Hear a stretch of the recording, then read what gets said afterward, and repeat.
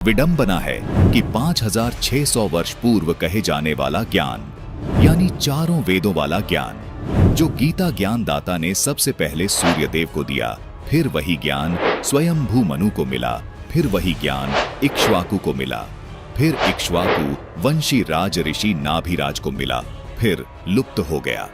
इसी ज्ञान को गीता ज्ञान दाता काल ब्रह्म ने आगे चलकर पांडव अर्जुन को बताया, जो आज श्रीमद् भगवत गीता के नाम से जाना जाता है। आज तक पवित्र हिंदू धर्म के श्रद्धालु पवित्र गीता के ज्ञान को ठीक से न समझकर शास्त्र विधि त्याग कर मनमाना आचरण यानी मनमुखी साधना ही कर रहे हैं। इनका भी मोक्ष नहीं हो सकता। हिंदू धर्म के व्यक्ति वैदिक धर्म और सनातन धर्म को भी अपना धर्म होने का दावा करते हैं। चलिए अब जानते हैं कि सनातन धर्म को हिंदू धर्म कब से कहा जाने लगा।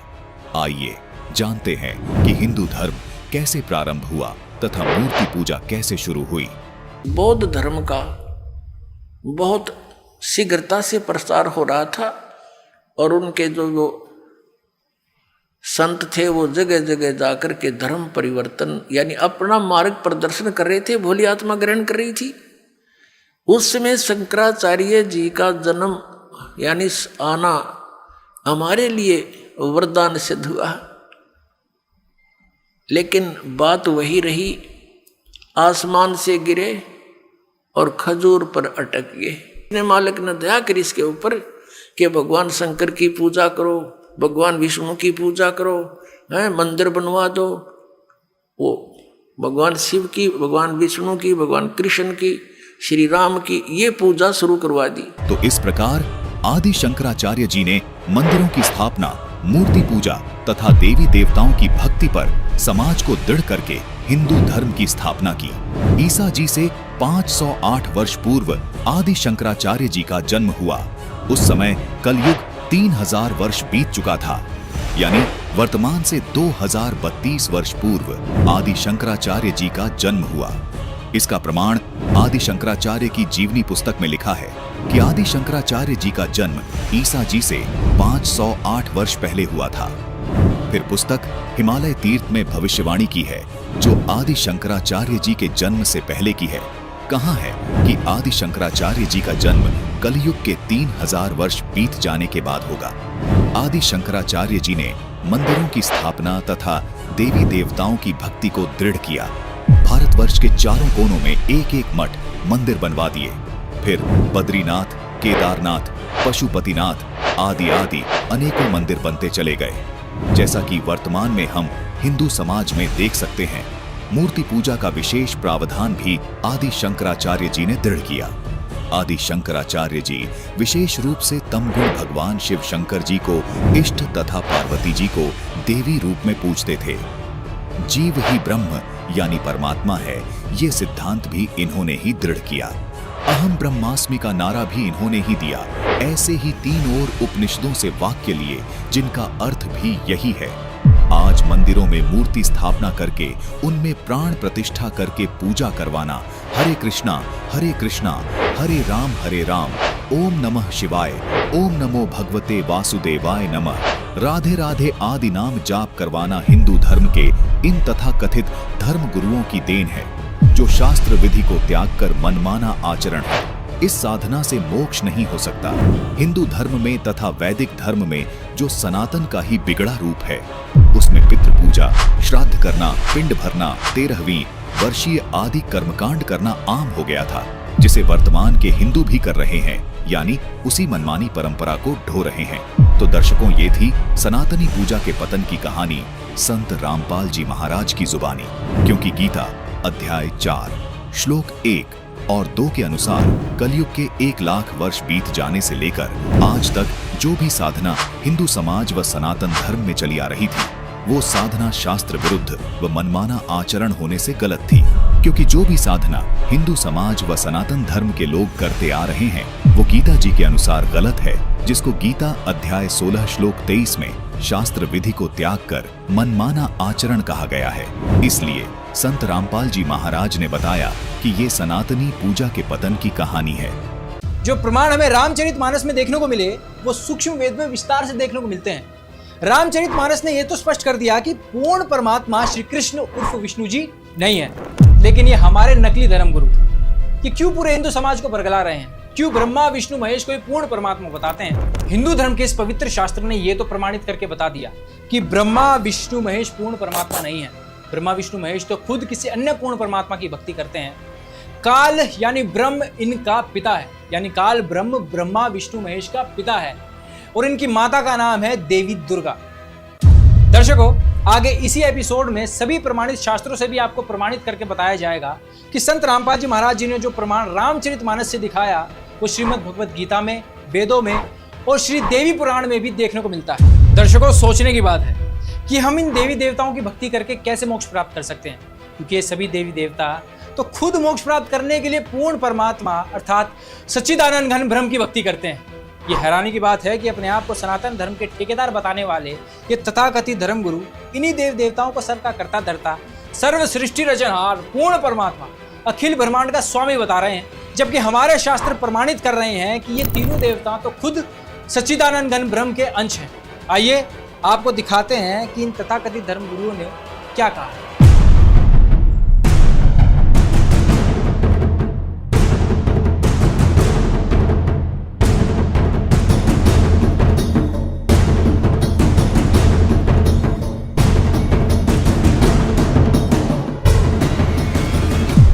वेद कहता है जिससे परे और कुछ न हो वे श्री कृष्ण हैं।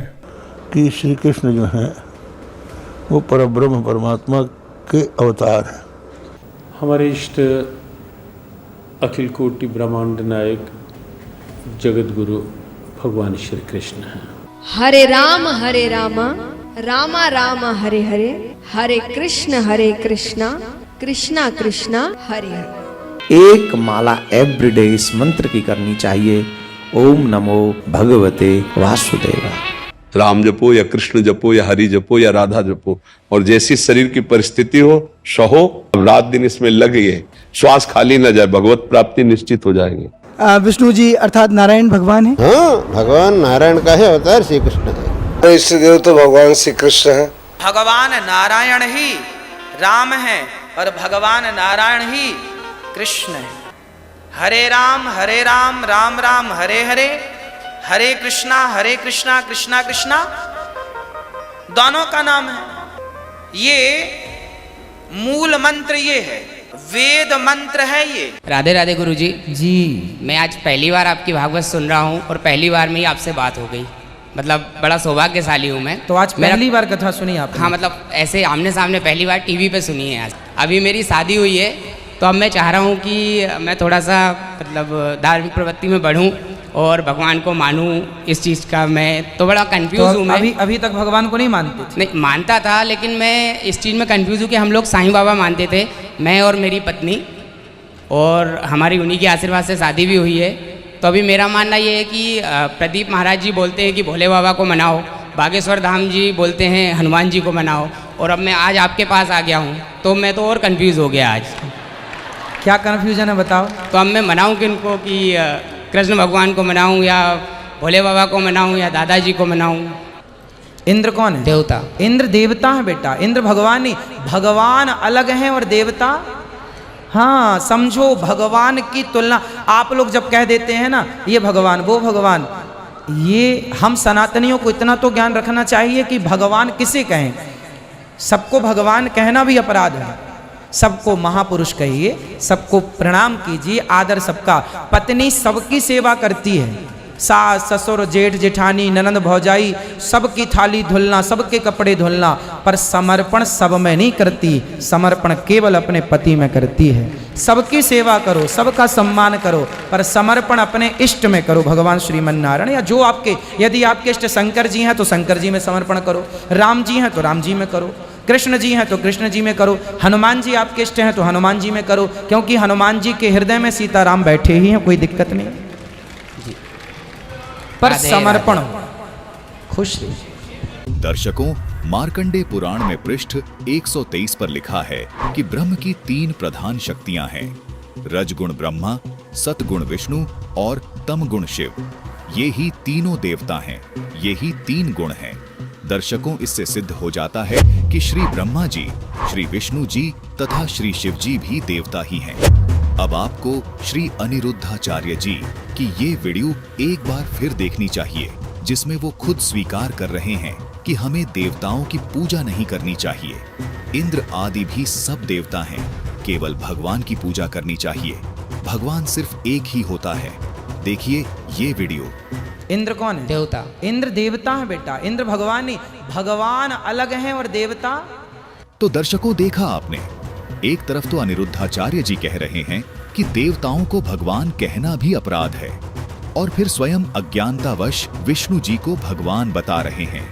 यदि आपके इष्ट शंकर जी हैं तो शंकर जी में समर्पण करो, राम जी हैं तो राम जी में करो, कृष्ण जी हैं तो कृष्ण जी में करो, हनुमान जी आपके इष्ट हैं तो हनुमान जी में करो, क्योंकि हनुमान जी के हृदय में सीताराम बैठे ही हैं, कोई दिक्कत नहीं। जबकि मार्कंडेय पुराण में प्रमाणित हो गया है कि विष्णु जी भी देवता हैं।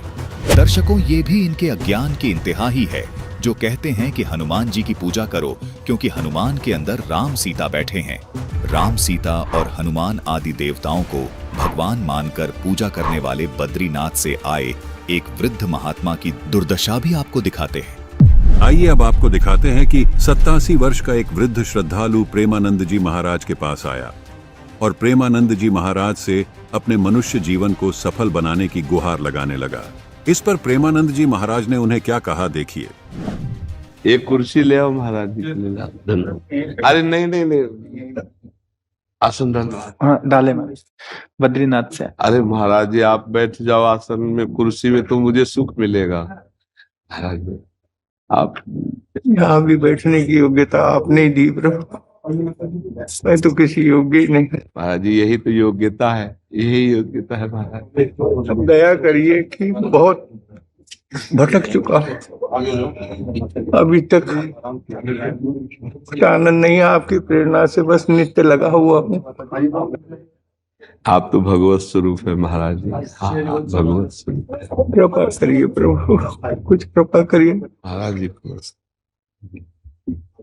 हमें उत्तरावस्था है जी, इसमें बस आप चरणों का आनंद सदा बना रहे, ऐसा आशीर्वाद दीजिए। इसी लालसा से आए हूँ प्रभु आपके चरणों।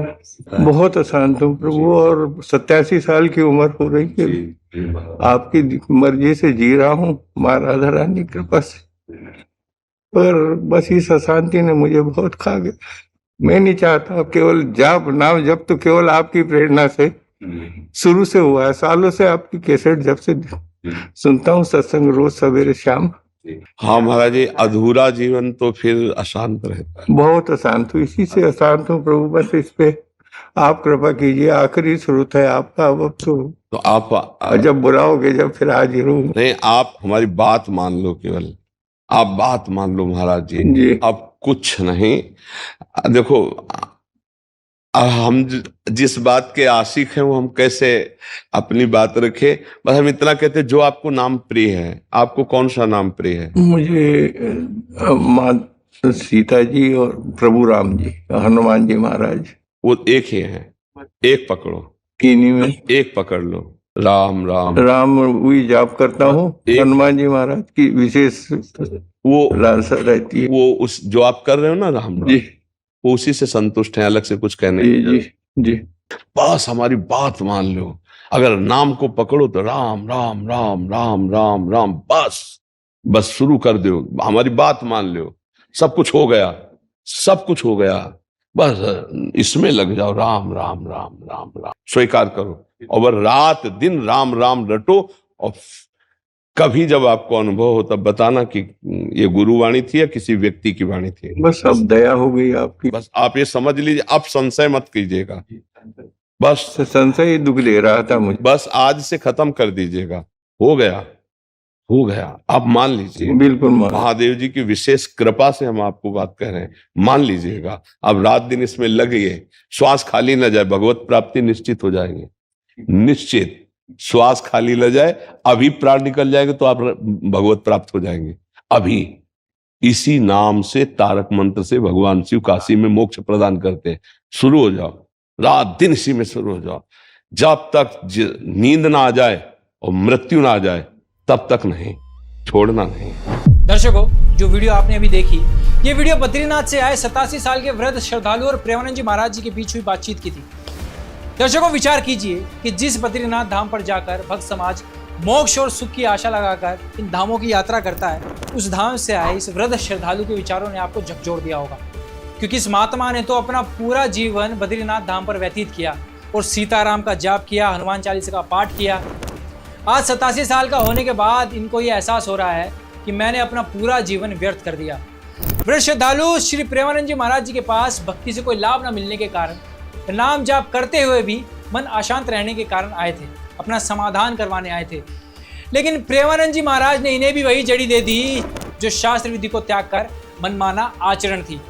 ये श्रद्धालु पहले से ही राम राम का जाप करता था, लेकिन फिर भी इस श्रद्धालु का मन अशांत रहता था। जब प्रेमानंद जी महाराज से अपनी इस अशांति को दूर करने का उपाय इस श्रद्धालु ने पूछा, तो प्रेमानंद जी ने उन्हें राम राम मंत्र का जाप करने को कहा। इस पर श्रद्धालु ने कहा कि ये मंत्र तो मैं पहले से जाप करता हूँ, लेकिन मेरा संशय नहीं जा रहा कि मेरा मोक्ष हो जाएगा। इसके बावजूद प्रेमानंद जी उन्हें दिलासा देते हुए राम राम जपने को ही दे देते हैं, जबकि राम नाम तो ये श्रद्धालु जप ही रहा था। ये तो ऐसा हो गया जैसे एक व्यक्ति कुएं में गिर गया और कुएं से बाहर निकालने की गुहार लगाने लगा। तभी एक व्यक्ति कुएं पर आया और कुएं में गिरे हुए व्यक्ति को ये कहने लगा कि जैसे आवाज लगा रहे हो वैसे ही आवाज लगाते रहो, लेकिन इस बार आवाज और मन से लगाना। अब अगर कोई समझदार व्यक्ति बाहर खड़े उस आदमी की जगह होता तो वह सबसे पहले एक रस्सी लेकर आता और उस रस्सी के सहारे से कुएं में गिरे आदमी को बाहर निकालता। ठीक ऐसे ही आज पूरा मानव समाज संसार रूपी कुएं में गिरा हुआ है, और इस संसार रूपी कुएं से निकलने के लिए एकमात्र साधन है गीता जी। गीता जी को तो इन धर्म गुरुओं ने कपड़े में बांधकर अलमारी में रख दिया है और मान बैठे हैं कि भगवान के दिए ज्ञान से ज्यादा श्रेष्ठ ज्ञान इनके पास है, जिस कारण संपूर्ण मानव समाज संसार रूपी कुएं में कष्ट उठा रहा है। दर्शकों, इतनी भक्ति करने के बाद भी इन श्रद्धालुओं का मन अशांत इसलिए रहता है क्योंकि जो साधना में मंत्र जाप ये कर रहे हैं और जो साधना में मंत्र जाप प्रेमानंद जी महाराज जी ने बता रहे हैं, वो शास्त्र विधि को त्याग कर मनमाना आचरण है। गीता अध्याय 16 श्लोक 23 में बताया गया है कि जो मनुष्य शास्त्र विधि को त्याग कर मनमाना आचरण करते हैं, उनको ना तो सुख मिलता है, ना उनके कार्य सिद्ध होते हैं और ना ही उनकी गति होती है, यानी ना ही उनको मोक्ष मिलता है। गीता अध्याय 8 श्लोक 13 में केवल ओम नाम जाप करने का निर्देश है। यजुर्वेद अध्याय 40 मंत्र 15 में भी केवल ओम नाम जाप करने का निर्देश है। श्री देवी पुराण के 7वें स्कंद में भी केवल ओम नाम जाप करने का निर्देश दिया गया है। इसलिए राधे राधे, राम राम, हरे कृष्ण, ओम भगवते वासुदेव नमः, इन सभी मंत्रों से कोई लाभ नहीं मिल सकता। ये सभी मंत्र मनमुखी है, क्योंकि गीता जी और वेदों में इन मंत्रों का जिक्र है ही नहीं, तो इन मंत्रों के जाप से हमें कैसे लाभ मिल सकता है। दर्शकों, इन मनमाने मंत्रों का जाप करने से किसी को कोई लाभ नहीं मिल रहा है, जिस कारण सभी इस जन्म मरण के रोग से पीड़ित हैं। ये जन्म मरण का रोग कैसे कटेगा? कौन कौन इस रोग से ग्रस्त है? देखिए, संत रामपाल जी महाराज एक भजन के माध्यम से कैसे इस भेद को समझा रहे हैं। जग सारा रोगिया रे, जिन सतगुरु वैद न जाण्या, जग सारा रोगिया रे। जन्म मरण का रोग लग्या है, तृष्णा बडरी खांसी, आवागमन की डोर गले में, पड़ी काल की फांसी। जग सारा रोगिया रे, जिन सतगुरु वैद न जाण्या, जग सारा रोगिया रे। देखा देखी गुरु से बन गे, किया न तत्व विचारा। गुरु से दोनों के सिर पे, यू काल ठोके पंजारा। जग सारा रोगिया रे, जिन सतगुरु वैद न जाण्या, जग सारा रोगिया रे। भाई, जन्म मरण का रोग लग्या है, या तृष्णा बडरी खांसी, आवागमन की डोर गले में, या पड़ी काल की फांसी जग सारा रो गया रे। जिन सतगुरु वेद न जान्या जग सारा रो गया रे। भाई साचा सतगुरु कोई न पूजे इन झूठों जगपतियासी। अंधे की बाँ गही अंधे ने ये मार्ग कौन बतासी जग सारा रो गया रे। जिन सतगुरु वेद न जान्या जग सारा रो गया रे। भाई सार शब्द सर जीवन बूटी गैस गैस अंग लगावे। कहें कबीर तुम सत कर मानो ये जन्म मरण मिट जावे जग सारा रो गया रे। जिन सतगुरु वेद न जान्या जग सारा रो गया रे। सार शब्द सर जीवन बूटी गैस गैस अंग लगावे। कहे कबीर तुम सत कर मानो ये जन्म मरण मिट जावे जग सारा रो गया रे। जिन सतगुरु वेद न जान्या जग सारा रो गया रे। आइए आपको प्रेमानंद जी के अज्ञान की एक और झलक दिखाते हैं। हमें लगता है पहले से सत्संग के द्वारा, शास्त्र स्वाध्याय के द्वारा हम अपने मन को कंट्रोल करना सीखें। अगर मन कंट्रोल हो गया तो सब बात बन गई। जितना दुख है इसी मन के द्वारा दिया हुआ है, जितनी गंदी बात है इसी मन के द्वारा फेंकी हुई है। हम इसी को सुधार लें। मन निर्मल, वैसे गांव की भाषा में कहते हैं मन चंगा तो कटौती में गंगा नहीं कहते। अगर तुम्हारा मन पवित्र है तो कहीं जाने की जरूरत नहीं है, और मन अपवित्र है तो कहीं चले जाओ, वो सब जगह अपवित्रता ही फेंकेगा। इसलिए मन को पवित्र करने के लिए हम बार बार, इसलिए हमारे हर उत्तर में नाम जप जरूर होगा। आप नाम जप कीजिए, नाम जप कीजिए, क्योंकि नाम ही सर्व पापों का नाश करके आपको पवित्र करेगा। एक कलिकाल है, यहाँ दूसरा साधन नहीं होने वाला। होम ध्यान यज्ञ ये सब अब नहीं होने वाला।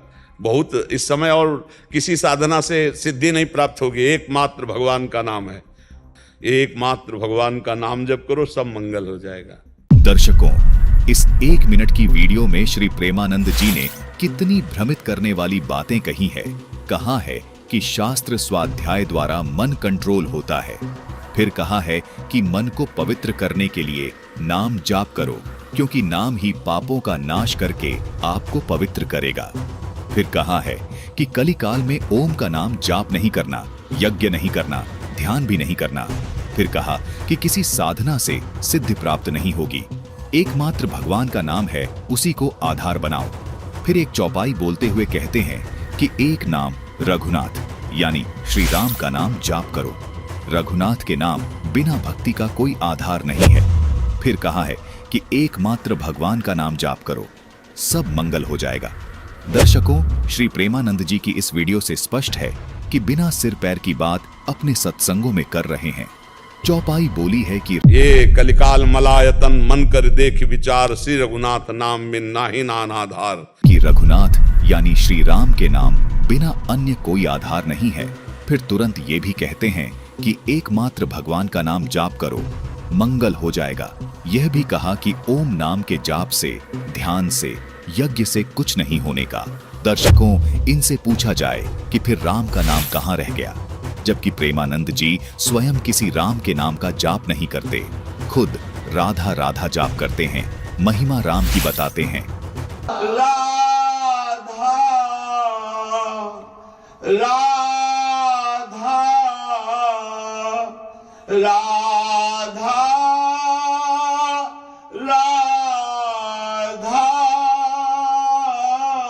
इन मनमानी साधनाओं और मंत्रों का जाप करने वालों के विषय में सूक्ष्म वेद में क्या कहा है, सुनिए क्या बताते हैं संत रामपाल जी महाराज। कबीर साहब कहते हैं, करनी तज कथनी कथ, अज्ञानी दिन रात, और कुकर जो भौकत फिरे ये सुनी सुनाई बात। गुरु बिन काहु न पाया ज्ञान, जो थोथा बुस छड़े मूड किसान। गुरु बिन वेद पढ़े जो प्राणी, समझन सार रहे अज्ञानी। ये जितने भी विश्व के आज तक ऋषि महर्षि मंडलेश्वर ये सब इनकम्प्लीट ज्ञान रखते थे।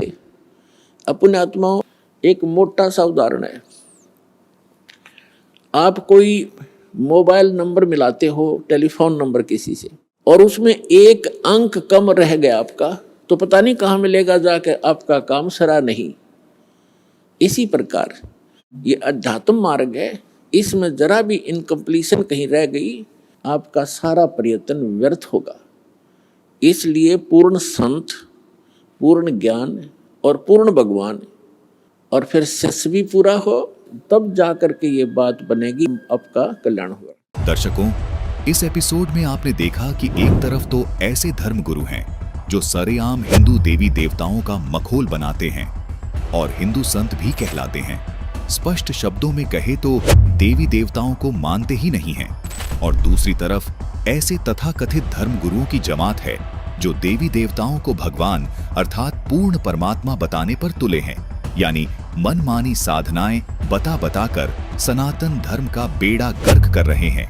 ऐसे में आशा की एक नई किरण बनकर आए संत रामपाल जी महाराज ने दुनिया के सामने स्पष्ट और प्रमाणित ज्ञान रखा है, जिसको लेकर किसी प्रकार का कोई संदेह नहीं बचा।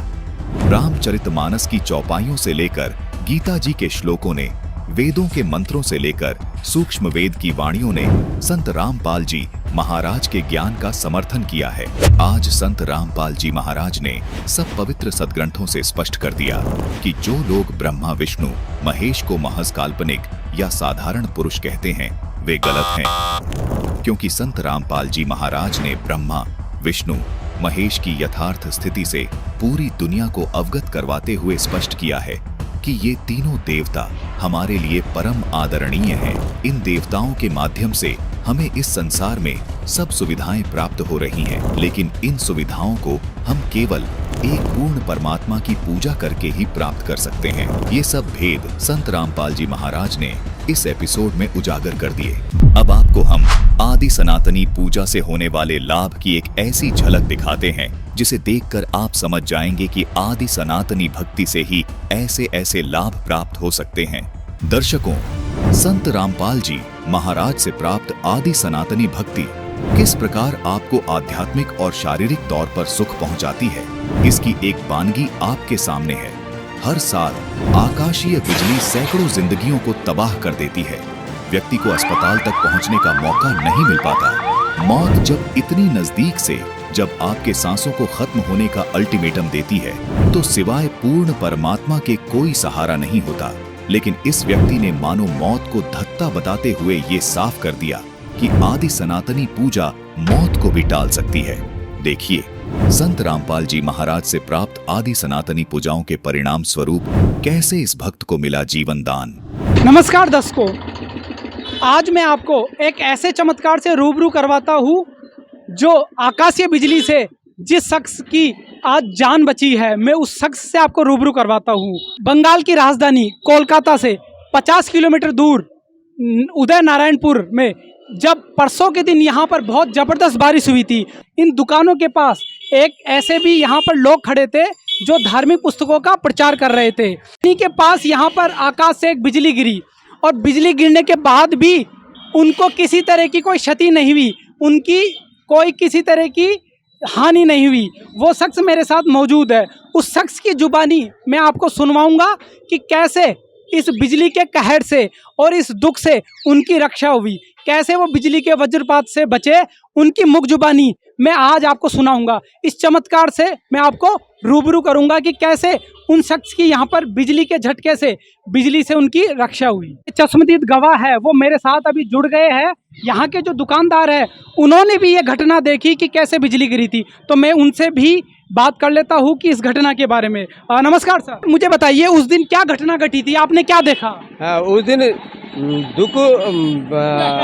একটা बस जा रहा है, उस दिन बहुत बारिश हो रहा था और बारिश होने के बाद बहुत जोर से बिजली गिरा और वो आदमी गीता बेच रहा था, इधर खड़ा होके वो उसके पास धक्का लगा और जल के ऊपर चले गए। ऊपर वाला वो गीता बेच रहा था, वो बाँच गया। अच्छा सर, आपने क्या क्या देखा? দুপুরে একটার সময় বিজলি পড়তে, সেই বিজলি পড়তে সময় এখানে ছিলেন, বিজলি পড়তে উনি খুব জোর বেঁচে গেছেন গীতার জন্য, ঈশ্বর ওকে বাঁচিয়েছে। तो आपने देखा बहुत ये क्षति हो गया। आपने देखा यहाँ जो बिजली गिरी थी, बिजली का कैसा धमाका था, कैसा प्रकाश था? এখানে বিজলি পড়তে যে বহুত জোর পড়তে হয়, এখানে আশপাশে ক্ষতি হয়েছে, উনিও জোর বেঁচে গেছে।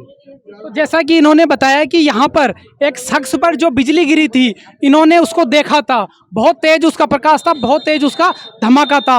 लेकिन जैसा कि इनका कहना है कि ये कुछ प्रचार कर रहे थे, जिस वजह से इनकी रक्षा हुई और ये सुरक्षित वहाँ से बचे। यहाँ पर जब बिजली गिरी थी तब ये दुकान भी थी यहाँ पर, और दुकान में जैसा कि ये दुकानदार बता रहे हैं कि इनके ये कैमरे का जो अडेप्टर है वो भी नीचे टूट गया था। तो मैं इन्हीं की जुबानी आपको सुनाता हूँ। तो सर बताइए, उस दिन बिजली गिरी थी तो आपका क्या नुकसान हुआ था? मेरा नुकसान है, और मेरा जो एलीमीटर, कैमरा का एलीमीटर वो जल गया, फिर पंखा भी जल गया था, वो अभी सही है।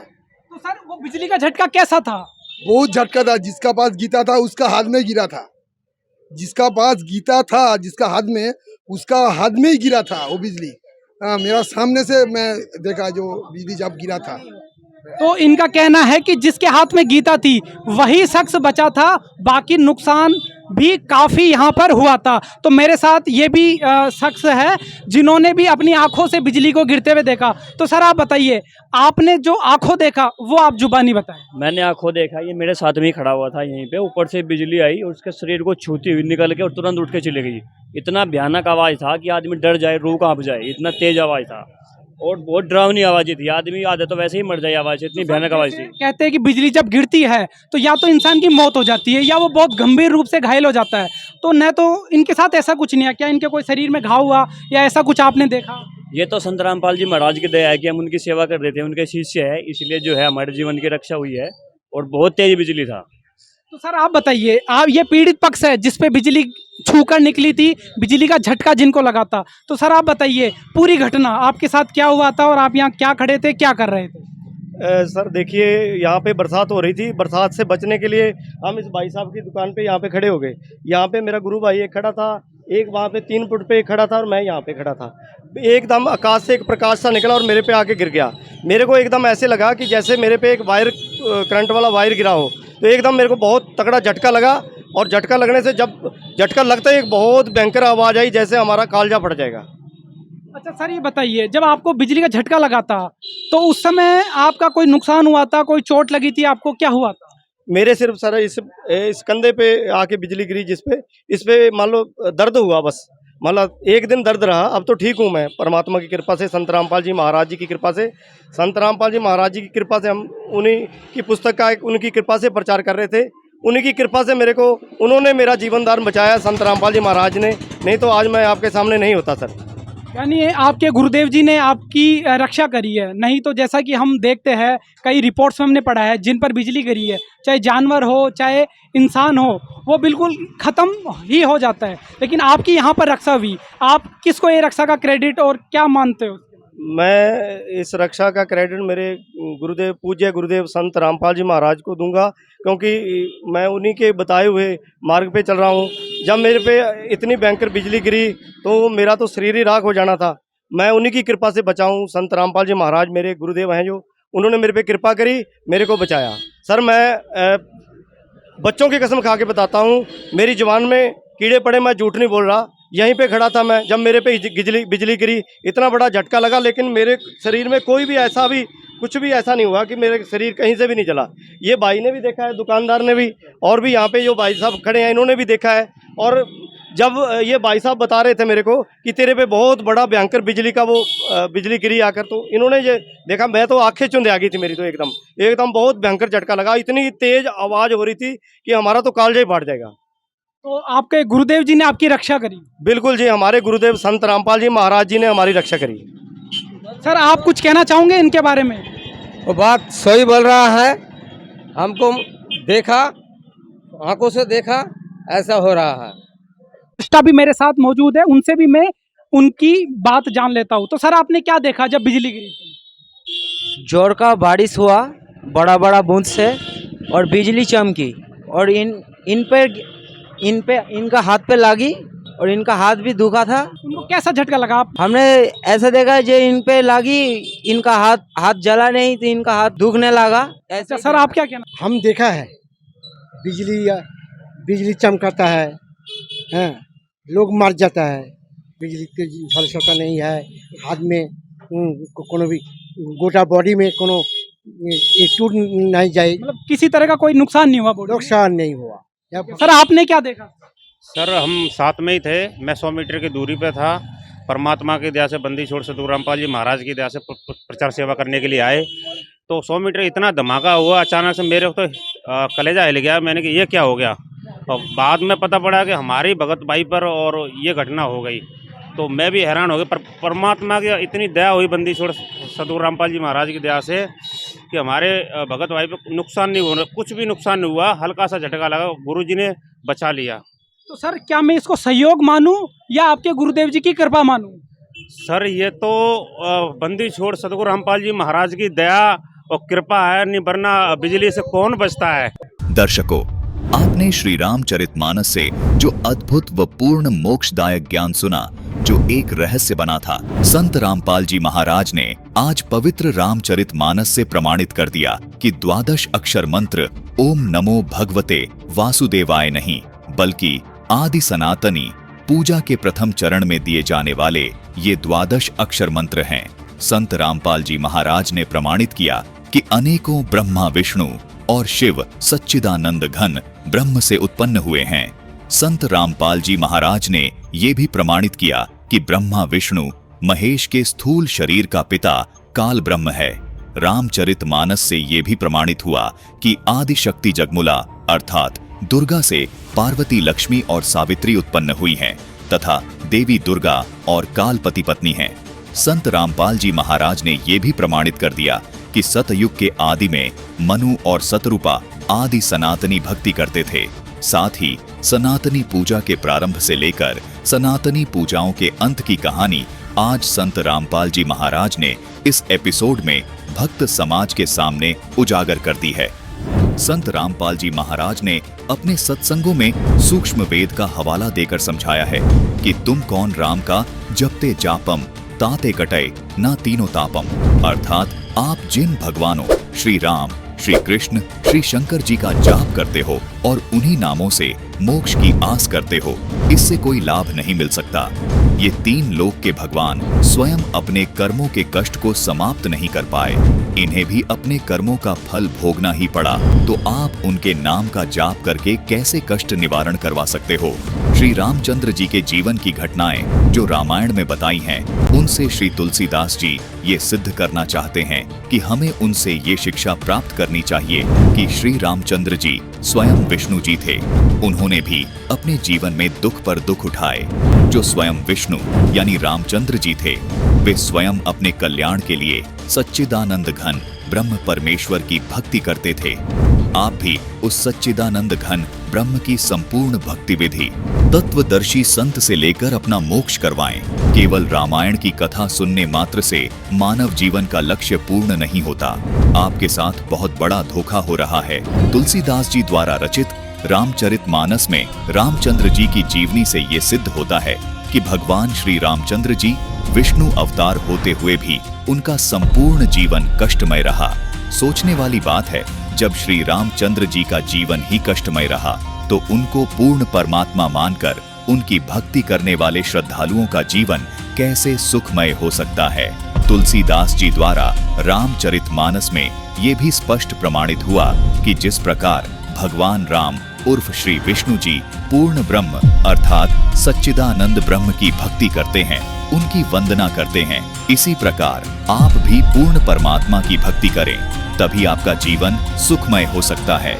जो भक्ति मनु और सतरूपा सतयुग के आदि में कर रहे थे, आज वर्तमान में वो भक्ति केवल संत रामपाल जी महाराज ही दे रहे हैं। हमारा आप सभी से निवेदन है कि समय रहते संत रामपाल जी महाराज द्वारा बताई गई संपूर्ण 3 चरणों की भक्ति लेकर अपना मानव जीवन सफल बनाए। सब जन में एक बीज से सबकी मिट्टी एक, मन में दुविधा पड़ गई गए रूप अनेक, हो गए रूप